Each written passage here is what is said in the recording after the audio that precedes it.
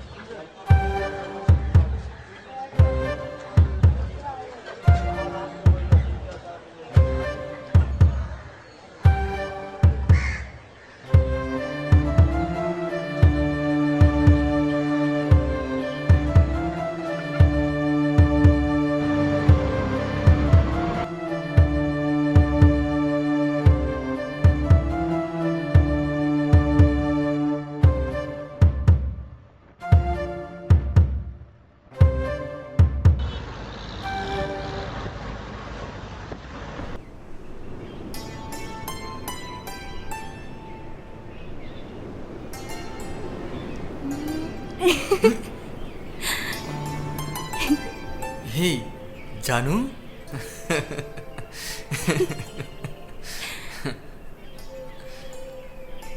ಏನ್ ಜಾನು ಇವತ್ತಿಷ್ಟೊಂದು ಖುಷಿಯಾಗಿದ್ಯಾ? ಸೂರ್ಯ, ನಾನು ಪರೀಕ್ಷೆನಲ್ಲಿ ಫಸ್ಟ್ ಕ್ಲಾಸಲ್ಲಿ ಪಾಸ್ ಆಗಿದ್ದೀನಿ. ನಿನಗೆ ಮೊದಲು ಹೇಳೋಣ ಅಂತ ಬಂದೆ. ಹೌದಾ? ಸರಿ ನಡಿ, ಹಾಗಾದ್ರೆ ದೇವಸ್ಥಾನಕ್ಕೆ ಹೋಗಿ ಬರೋಣ.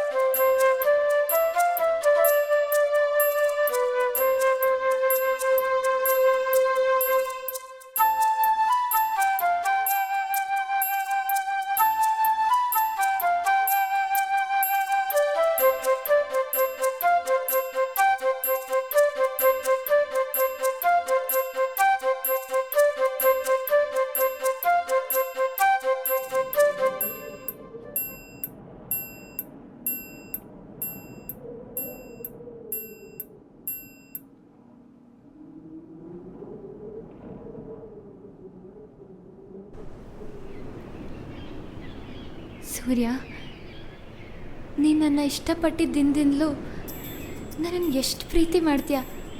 ಹಾಗೆ ನಮ್ಮ ಮದುವೆ ಆದಮೇಲೆ, ಮಕ್ಕಳಾದಮೇಲೆ, ನನ್ನ ಜೀವನದ ಕೊನೆವರೆಗೂ ನನ್ನನ್ನು ಹೀಗೆ ಇಷ್ಟಪಡ್ತೀಯಾ? ಜಾನು, ನೀನು ಅದ್ರ ಬಗ್ಗೆ ಏನು ಯೋಚನೆ ಮಾಡಬೇಡ. ನನ್ನನ್ನು ಪ್ರೀತಿಸೋ ಜೀವನ ಕೊನೆವರೆಗೂ ಜೋಪಾನವಾಗಿ ಕಾಪಾಡೋ ಜವಾಬ್ದಾರಿ ನಂದು. ನಿನ್ನ ಮೇಲಿರೋ ಪ್ರೀತಿ ಯಾವತ್ತೂ ಕಮ್ಮಿ ಆಗಲ್ಲ ಜಾನು. ಸೂರ್ಯ, ನಮ್ಮ ಮದುವೆ ಆದಮೇಲೆ ನಮ್ಮ ಮಕ್ಕಳು ಮೊಮ್ಮಕ್ಕಳು ಮುಂದೆ ನಮ್ಮ 4 ವರ್ಷದ ಪ್ರೀತಿ ಬಗ್ಗೆ ಹೇಳಿದ್ರೆ ಎಷ್ಟು ಚೆನ್ನಾಗಿರುತ್ತಲ್ವಾ?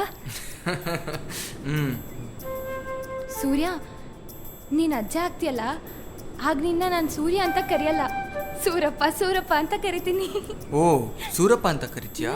ನೀನೇನು, ನೀನು ಆಗ ಅಜ್ಜಿ ಆಗಿರ್ತೀಯ. ಆಗ ನಾನು ನಿನ್ನ ಜಾನು ಅಂತ ಕರೆಯಲ್ಲ, ಜಾನ್ಕಮ್ಮ ಜಾನ್ಕಮ್ಮ ಅಂತ ಕರಿತೀನಿ. ಸೂರ್ಯ, ಮಳೆ ಬರೋ ಹಾಗಿದೆಯಲ್ಲ, ಯಾಕೋ ತುಂಬ ಚಳಿ ಆಗ್ತಿದೆ. ಜಾನು, ಹಾಗಾದ್ರೆ ಐಸ್ ಕ್ರೀಮ್ ತಿನ್ನೋಕೆ ಹೋಗೋಣವಾ?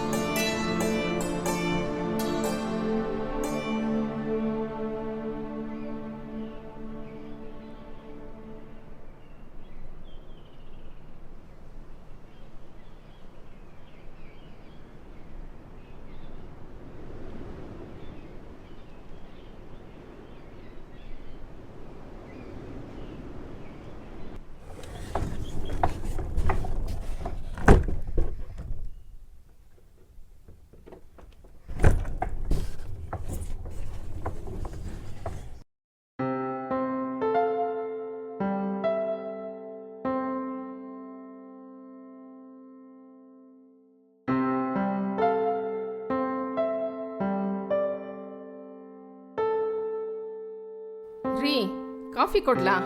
ಹಾಂ.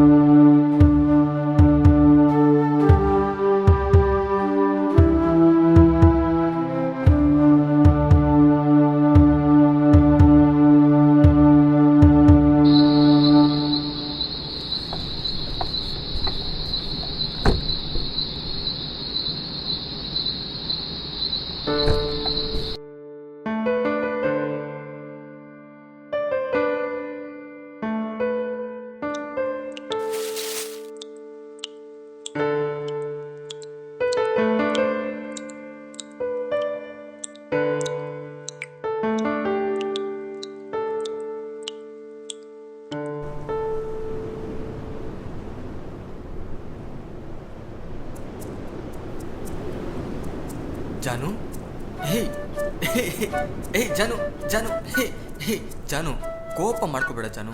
ನನಗೂ ನಿನ್ನ ಬಿಟ್ಟಿರೋಕ್ಕೆ ಎಷ್ಟು ಕಷ್ಟ ಆಯಿತು ಗೊತ್ತಾ ಜಾನು. ನಾನು ನಿನಗೊಂದು ಸಂತೋಷದ ವಿಷಯ ಹೇಳಬೇಕು. ಏನ್ ಸಂತೋಷದ ವಿಷಯ? ನನ್ನನ್ನು ಬಿಟ್ಟಿರೋದೇ ನಿನಗೆ ಸಂತೋಷದ ವಿಷಯನಾ? ಹೋಗ್ಲಿ, ಅದೇನು ಹೇಳು.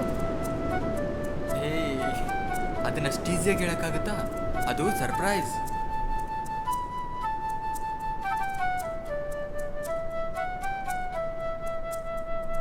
ಜಾನು, ನನಗೆ ಬ್ಯಾಂಕಲ್ಲಿ ಕೆಲಸ ಸಿಕ್ತು.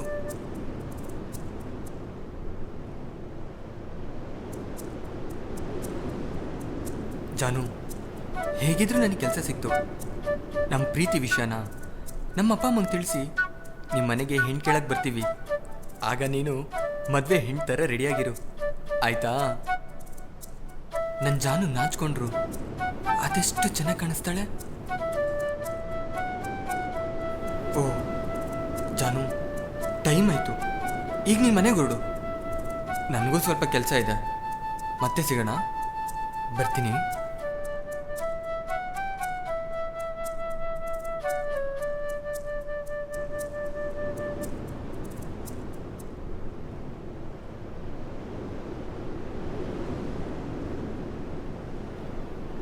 ಜಾನಕಿ,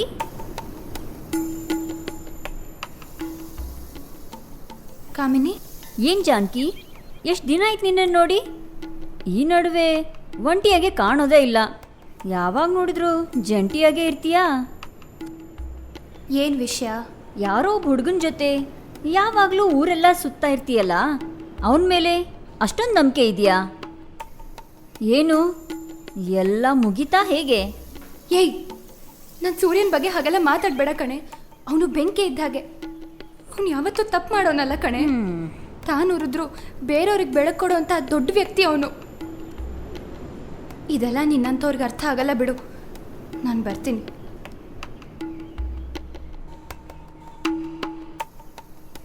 ಬೆಂಕಿ? ಮನೆಗೆ ಹೋಗು, ಗೊತ್ತಾಗತ್ತೆ. ಬೆಂಕಿ ಅಂತೆ.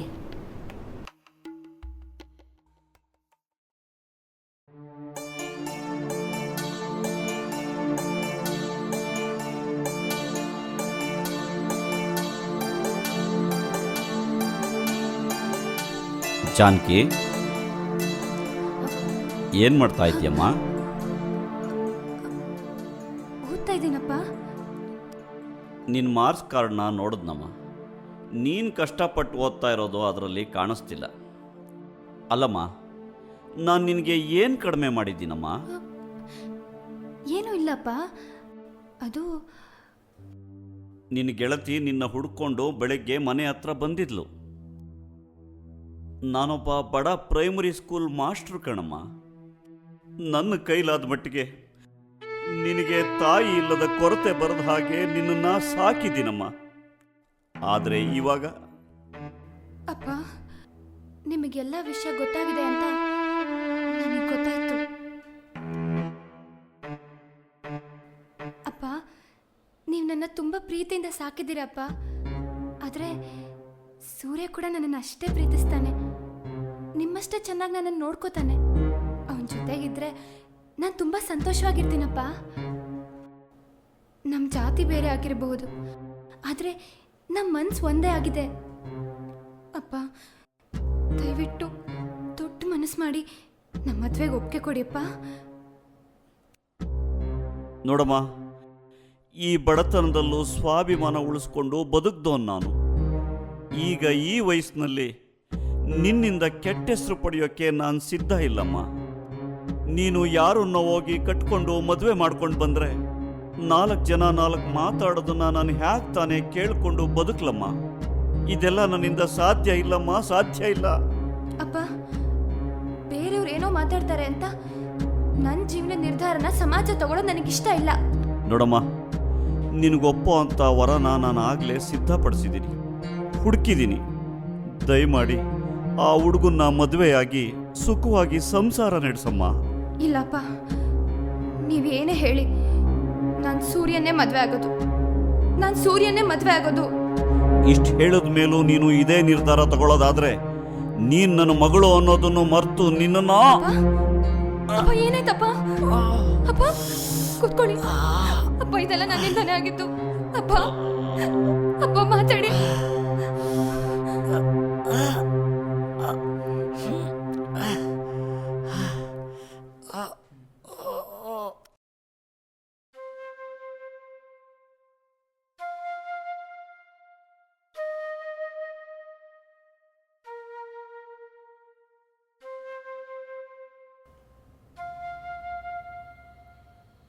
ಒಂದು ನಿಮಿಷ ನಡಿಯಮ್ಮ.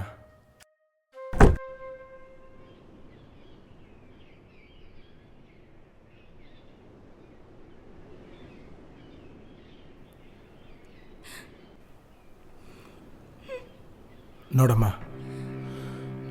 ನಿಮ್ಮ ಫ್ಯಾಮಿಲಿ ಫ್ರೆಂಡಾಗಿ ಒಂದು ಮಾತು ಹೇಳೋಕ್ಕೆ ಇಷ್ಟಪಡ್ತೀನಿ. ಈಗಾಗಲೇ ನಿಮ್ಮ ತಂದೆಗೆ 3 ಸಾರಿ ಹಾರ್ಟ್ ಅಟ್ಯಾಕ್ ಆಗಿದೆ. ಈಗ ಆಗಿರೋದು ಮೈನರ್ ಹಾರ್ಟ್ ಅಟ್ಯಾಕ್. ಇದು ಏನಾದರೂ ಇನ್ನೊಂದ್ಸರಿ ರಿಪೀಟ್ ಆಯಿತು ಅಂದರೆ ನಿಮ್ಮ ತಂದೆ ಉಳ್ಕೊಳ್ಳೋದು ತುಂಬಾ ಕಷ್ಟ. ಅವ್ರಿಗೆ ಯಾವುದೇ ರೀತಿ ತೊಂದರೆ ಆಗದಿರೋ ಹಾಗೆ, ಅವ್ರ ಮನಸ್ಸಿಗೆ ನೋವಾಗದಿರೋ ಹಾಗೆ ಅವ್ರು ನೋಡ್ಕೊಳ್ಳೋ ಜವಾಬ್ದಾರಿ ನಿಂದಮ್ಮ.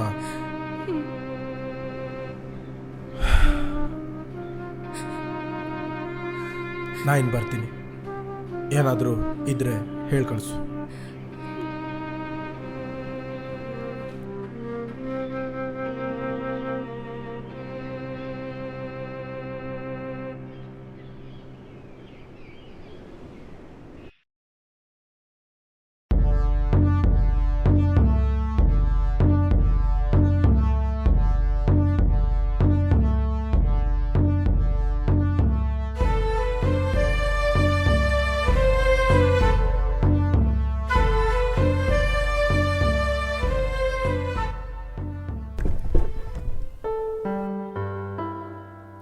ರೀ, ಕಾಫಿ ತಗೋಬನ್ನಿ.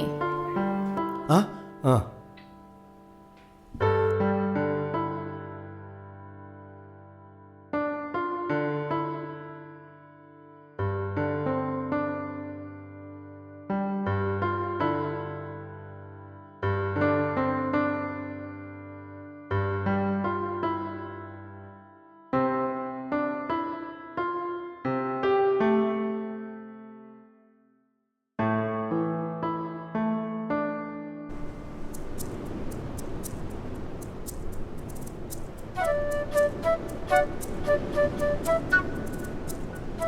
ಸೂರ್ಯ,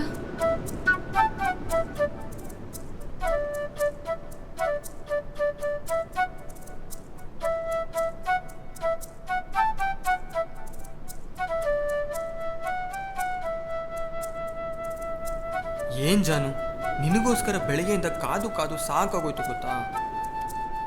ಓ, ಅವತ್ತು ನಾನು ನಿನ್ನನ್ನು ಕಳಿಸಿದೆ ಅಂತ ಇವತ್ತು ನೀನು ರಿವೆಂಜ್ ತಗೊತಿದ್ಯಾ? ಯಾಕೆ ಜಾನು ಸುಮ್ಮನೆ ಇದೆಯಾ? ಏನಾಯ್ತು ಬಂಗಾರ? ಅದು ಜಾನು, ನನ್ನಿಂದ ನೀನು ನೋಡದೇ ಇರೋಕ್ಕಾಗಿಲ್ಲ ಕಣೆ. ಯಾವಾಗ ನೀನು ನೋಡ್ತೀನೋ, ಯಾವಾಗ ನಿನ್ನ ಹತ್ರ ಮಾತಾಡ್ತೀನೋ ಅಂತ ಅನ್ನಿಸ್ತಿತ್ತು. ಅದಕ್ಕೆ ಕೋಪದಲ್ಲಿ ಏನೇನೋ ಮಾತಾಡ್ಬಿಟ್ಟೆ. ಬೇಜಾರು ಮಾಡ್ಕೋಬೇಡ ಜಾನು. ಜಾನು, ಯಾಕೆ ಇಷ್ಟೊಂದು ಬೇಜಾರಾಗಿದೆಯಾ? ಏನಾಯ್ತು ಹೇಳು ಜಾನು. ಸೂರ್ಯ, ನಾವಿಬ್ರು ಒಂದಾಗಕ್ಕಾಗಲ್ಲ. ನನ್ನನ್ನು ಮರ್ತು ಬಿಡು.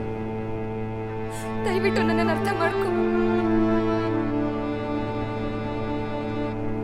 ಜಾನು, ಏನ್ ಹೇಳ್ತಿದ್ದೀಯ? ಸೂರ್ಯ, ಅಪ್ಪಂಗೆ ನಮ್ಮ ಪ್ರೀತಿ ವಿಷಯ ಗೊತ್ತಾಯ್ತು.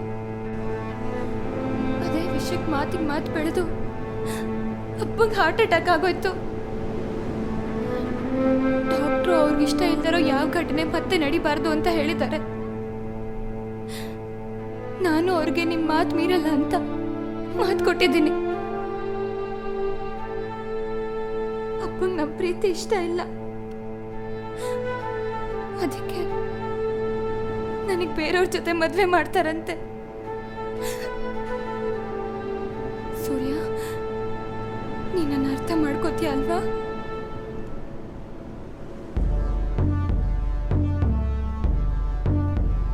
ಸೂರ್ಯ, ನೀನನ್ನು ಬಿಟ್ಟು ಬದುಕೋ ಶಕ್ತಿ ನನಗಿಲ್ಲ. ಹಾಗಂತ ನಮ್ಮಪ್ಪನೂ ನಾನು ಕಳ್ಕೊಳ್ಳೋಕ್ಕಾಗಲ್ಲ. ನಿನ್ನ ಜೊತೆಗಿದ್ರೆ ನನ್ನ ಜೀವನ ಸ್ವರ್ಗ ಥರ ಇರುತ್ತೆ. ಅದಾಗಲಿಲ್ಲ ಅಂದರೆ ಈ ಪ್ರಪಂಚದಲ್ಲಿ ಪ್ರೀತಿ ಕಳ್ಕೊಂಡವರೆಲ್ಲ ಹೇಗೆ ಜೀವನ ಮಾಡ್ತಿದ್ದಾರೆ, ನಾನು ಹಾಗೆ ಇದ್ಬಿಡ್ತೀನಿ. ಜಾನು, ಜಾನು, ನನ್ನ ಬಿಟ್ಟರೆ ಈ ಪ್ರಪಂಚದಲ್ಲಿ ಬೇರೆ ಯಾರು ನಿನ್ನನ್ನು ಅರ್ಥ ಮಾಡ್ಕೊತಾರೆ? ನನ್ನ ಜಾನು ತಗೊಳ್ಳೋ ನಿರ್ಧಾರ ಯಾವತ್ತೂ ಸರಿಯಾಗಿರುತ್ತೆ ಅನ್ನೋ ನಂಬಿಕೆ ನನಗಿದೆ. ನನ್ನ ಜಾನು ಯಾವತ್ತೂ ತಪ್ಪು ಮಾಡೋದಿಲ್ಲ. ಆದರೆ ಜಾನು, ನನ್ನನ್ನು ಮದುವೆ ಕರೆಯೋದನ್ನು ಮಾತ್ರ ಮರಿಬೇಡ.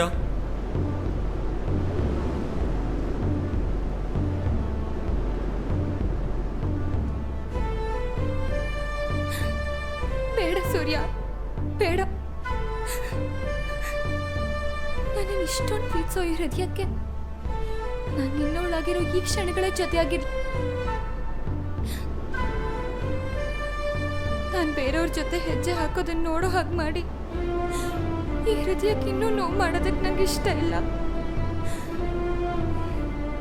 ದಯವಿಟ್ಟು ದಯವಿಟ್ಟು ನನ್ನ ಮದುವೆಗೆ ಬರಬೇಡ.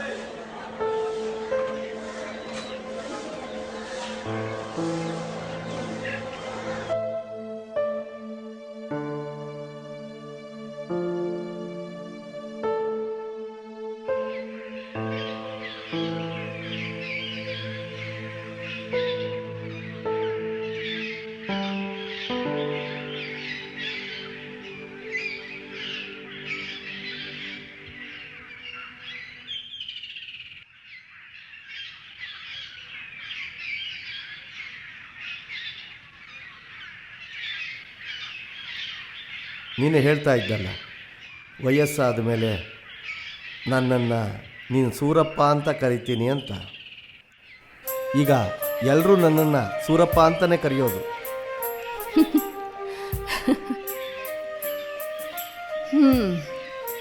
4 ವರ್ಷಗಳ ಪ್ರೀತಿನ 40 ವರ್ಷಗಳ ನಂತರವೂ ಮಾತಾಡೋಣ ಅಂದ್ಕೊಂಡಿದ್ವಿ. ಆದರೆ ವಿಧಿ ಈ ರೀತಿ ಮಾತಾಡೋ ಹಾಗೆ ಮಾಡಿದೆ. ಜಾನಕಿ, ನೀನು ಆ ದಿನ ತಗೊಂಡ ನಿರ್ಧಾರ ಸರಿಯಾಗಿತ್ತು. ಯಾಕಂದರೆ ನನ್ನ ಮಗಳ ಮದುವೆ ಸಮಯದಲ್ಲಿ ನನಗೂ ನಿನ್ನ ಅಪ್ಪನ ಹಾಗೆ ಅನ್ನಿಸ್ತು. ಆಗ ನನ್ನ ಮನವರಿಕೆ ಆಯಿತು. ನಮ್ಮ ಪ್ರೀತಿಗೆ, ನಮ್ಮ ಮದುವೆಗೆ ನಿಮ್ಮ ತಂದೆ ಯಾಕೆ ಅಡ್ಡಿ ಮಾಡಿದ್ರು ಅಂತ. ವಿಧಿ, ಎಲ್ಲ ವಿಧಿಯ ಆಟ. ನನಗೂ ಒಬ್ಬ ಮಗ ಇದ್ದಾನೆ. MBBS ಮಾಡಿ ಫಾರಿನಲ್ಲಿ ಸೆಟ್ಲ್ ಆಗಿದ್ದಾನೆ. ಅವನು ತಾನಿಷ್ಟಪಟ್ಟು ಹುಡುಗಿನೇ ಮದುವೆ ಮಾಡಿಕೊಂಡು ಸುಖವಾಗಿದ್ದಾನೆ.